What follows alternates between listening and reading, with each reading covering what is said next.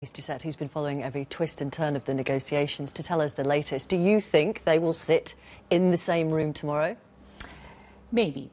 And even if they do, they've made it clear they won't talk directly to each other, that they will talk only through the UN envoy, Lakhdar Brahimi.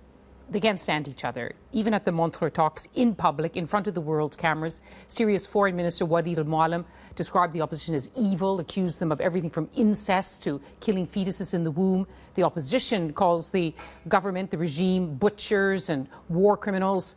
And that's what they say in public. In private, they're even more contemptuous. So it's hard to imagine they will sit in the same room for very long. So why have they both turned up in Geneva?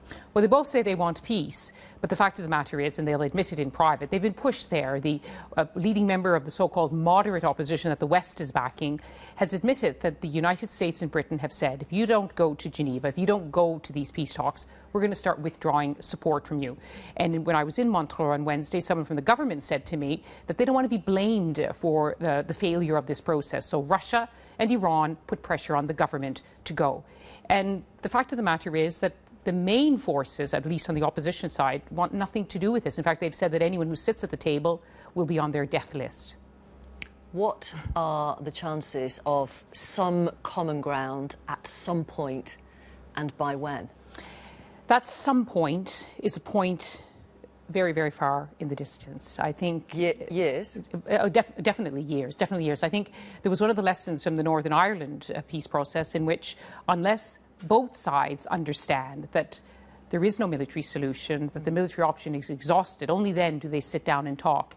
And neither side in Syria is anywhere near that recognition. They both believe they can gain ground on the battlefield. And as we speak, even while those in that lovely hotel, the five-star hotels in Geneva, the talks, they're trying to get the talks started, the fighting is continuing and the humanitarian crisis deepens. It has been described as the humanitarian crisis of our time in one of the world's worst wars. And as far as you can see, it's going to continue in the short, medium, potentially long term. Seeing them in Geneva sends a small signal that at some point they will have to sit down and talk.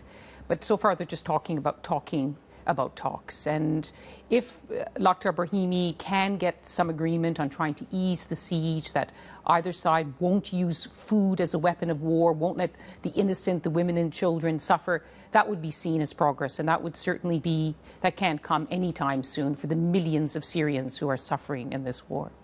Thank you. Lyse Doucet.